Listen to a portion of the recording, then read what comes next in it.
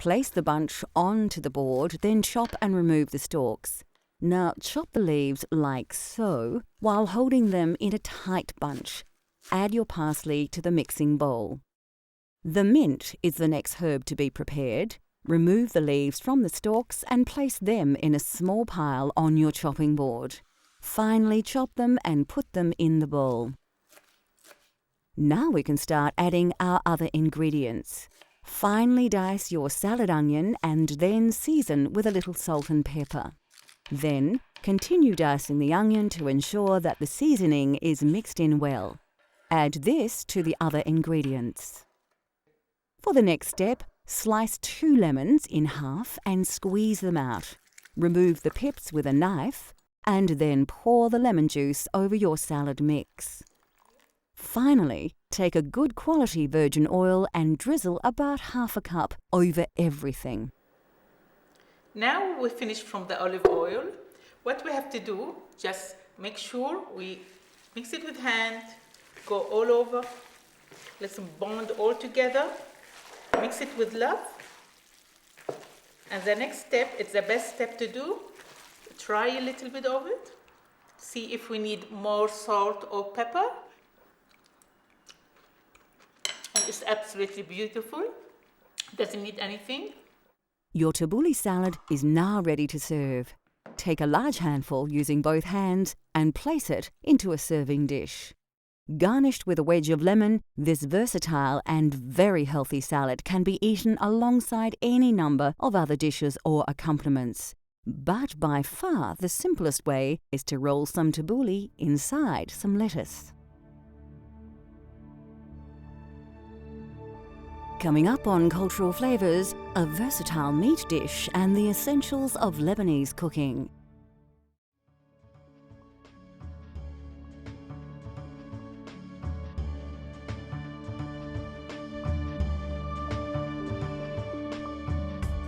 Lebanon boasts a wonderful variety of foods and flavours thanks to the local climate and ample water supply delivered from the mountains.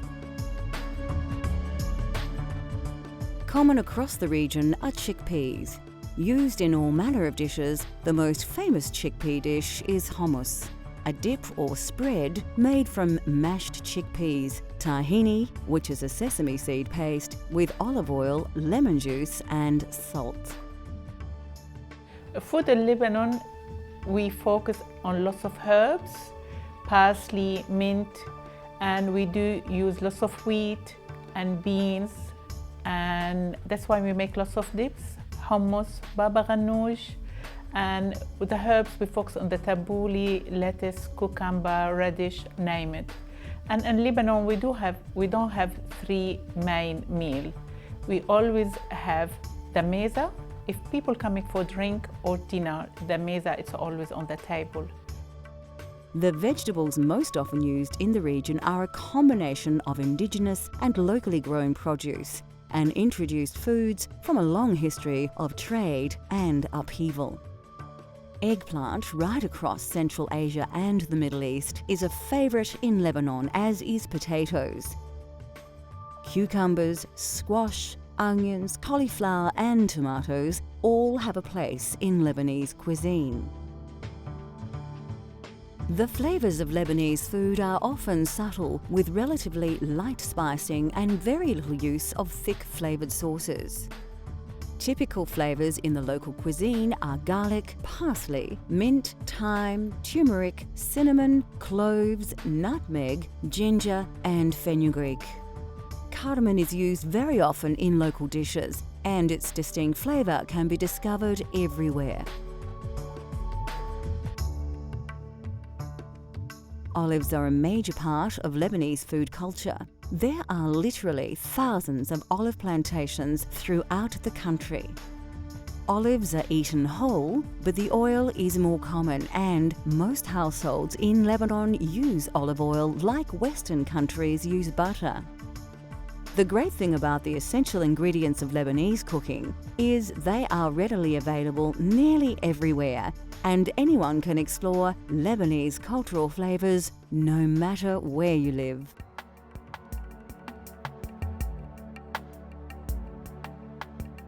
The Levant is a geographical region that includes the modern states of Lebanon, Syria, Jordan and Iraq. And kibbeh is one of the most characteristic foods of Levantine cuisine. The secret of the good kibbeh, you will be using good meat. Try to use good minced meat, and we do use onion and herbs. And when you put the crushed wheat, make sure it's being soaked enough, because when the crushed wheat is soaked, and goes through the food processor, they bond beautifully together. And this is the secret. And you can have a kibbeh, baked kibbeh, or you can have them kibbeh as a meatball and stuff with the stuffing, and we use it as an entree as well.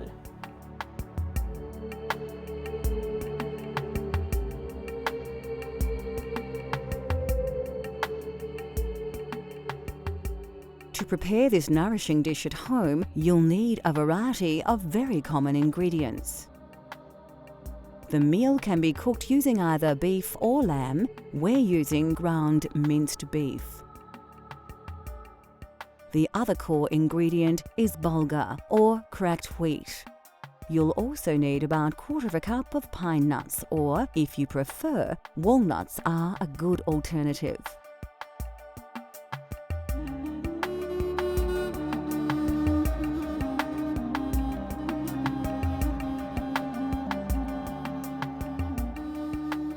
In addition to the core ingredients, you should also have 1 medium onion and about 1/4 of a cup of vegetable oil. The dish also calls for a selection of spices to give its distinctive flavour.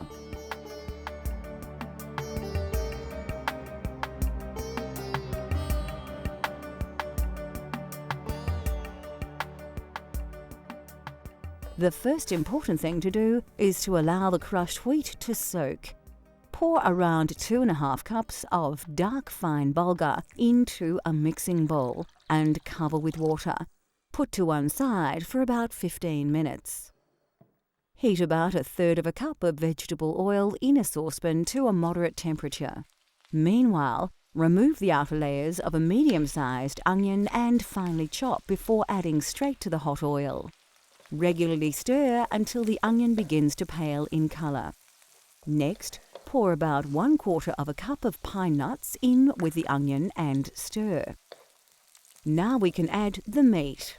Simply toss the meat in with the other ingredients and mix well until the beef has begun to brown. Season well with salt and pepper. You will need about 1/2 teaspoon of each. Then stir well until all the meat has browned.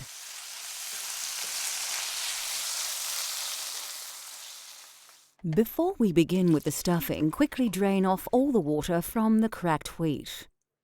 Take a large brown onion, remove its skin, and then dice into large chunks. Place these into a food processor and blend well.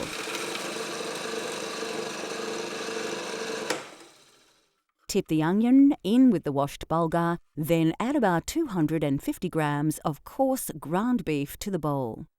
Now, to add a little seasoning and spice to the stuffing. First, scoop 1/2 teaspoon each of cinnamon powder and allspice before grinding about 1 teaspoon of salt and 1/2 teaspoon of ground black pepper over the meat. Now everything ready in the bowl. All we have to do now, mix it with the hand, make sure everything mixed together. If the kibbeh a bit dry, all we have to add a little bit of cold water to make sure it's mixed together. And we take a little bit at the time, put it in the food processor for 1 minute, and we continue doing the processing, and the kibbeh will be ready to finish it off in the baking dish. Once you've ground the kibbeh together in the blender, put it to one side. Fetch a low circular baking tray and line it with some olive oil. Then pour some water into a bowl. Grab a handful of kibbeh stuffing and place it into the tray. Press it down with your fingers. A little water will stop the stuffing from sticking to them. Repeat this until you have completely covered the base of the tray, but be sure not to use more than half your stuffing. Now to add the filling from the saucepan we prepared earlier. Scoop the meat filling over the base layer of stuffing and ensure the layer covers the whole tray. Once this is done, you can place another layer of stuffing on top. Making little patties in your hand will help make this process much easier. Finally, wet your fingers in your water and firmly press down the top layer of the kibbeh. To give your kibbeh an authentic look, use a knife to score a diamond pattern through the layers of your dish. A liberal dash of olive oil will help prevent the kibbeh from drying out in the oven, which should be preheated to 180 degrees. Bake for 20 to 30 minutes until the top is firm. Kibbeh can be eaten in numerous ways as a snack or as a main meal. Hot or cold, this traditional meat dish is favoured throughout the Middle East. Next on Cultural Flavours, we discover how easy it is to bake the taste of Lebanon. Soufouf is a Lebanese cake-like dessert that is not too sweet and can be served with coffee, tea or milk. Those with large appetites will enjoy a serving of rice pudding on the side. When I grew up, all I can remember the coffee after the dinner or any time of the day. When they put the coffee, has to be some sweet come with the coffee. And sometimes they put baklava, or they can make semolina made with the turmeric.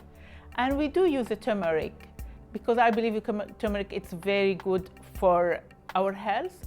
We don't use it on our main dishes like different countries. We do use it for sweet, and thus we make the turmeric cake, and we call it soufouf. And it's very light cake. And most people, they like to offer it because it's easy to be made from home. You don't have to go to the shop. And that's all. When you go have coffee in Lebanon, it's always some dessert with it. Namoura, semolina cake with yogurt, or soufouf.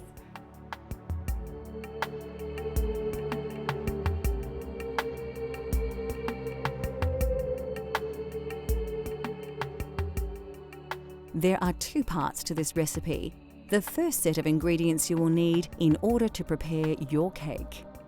The main ingredients are 2 cups of self-raising flour, 2 cups of fine semolina, and 2 1/4 cups of sugar.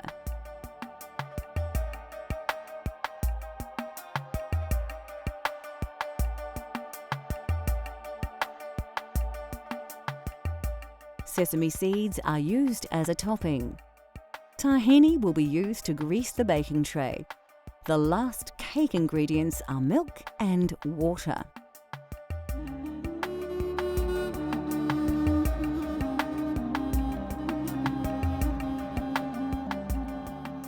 In order to make a Lebanese-style rice pudding, you'll need 1/2 cup of a short-grained rice, 6 tablespoons of sugar and cinnamon. You will need about 4 cups of milk, along with some rose water and orange blossom water.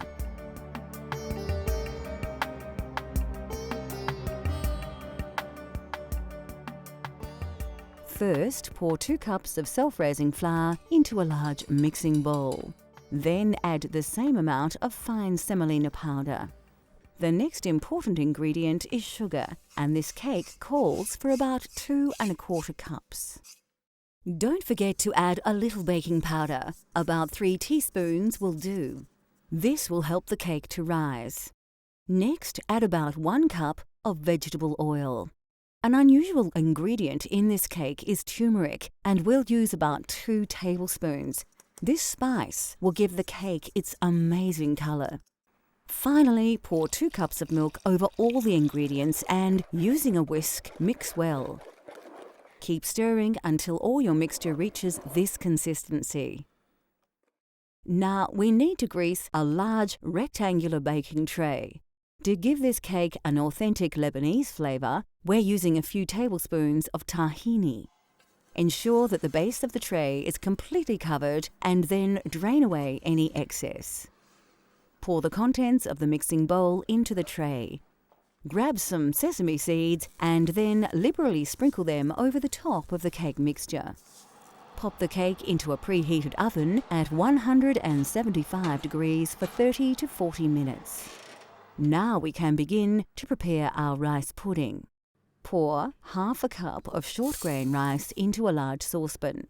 Cover with water and give the rice a quick wash before draining off. Put the saucepan back on high heat and add about 1.5 cups of water. Cover the saucepan and allow to cook for roughly 20 minutes. It's now time to add some milk. About 4 cups will do.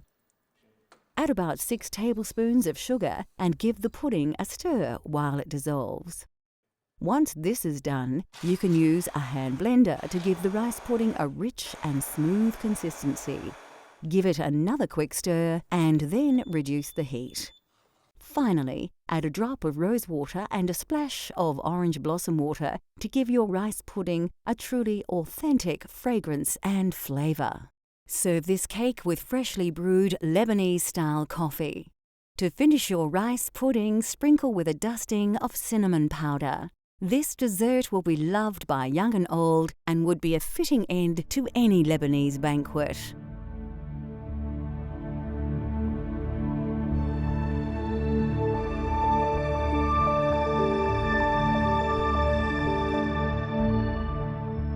The food of Lebanon is appreciated all over the world. Classics like tabbouleh have become standard dishes in other countries and are now incorporated into the local cuisine. With so many flavours in the world waiting to be discovered, isn't it time you treated your friends and family to a little Lebanese hospitality? Cultural Flavours continues to explore the world through the diversity of food.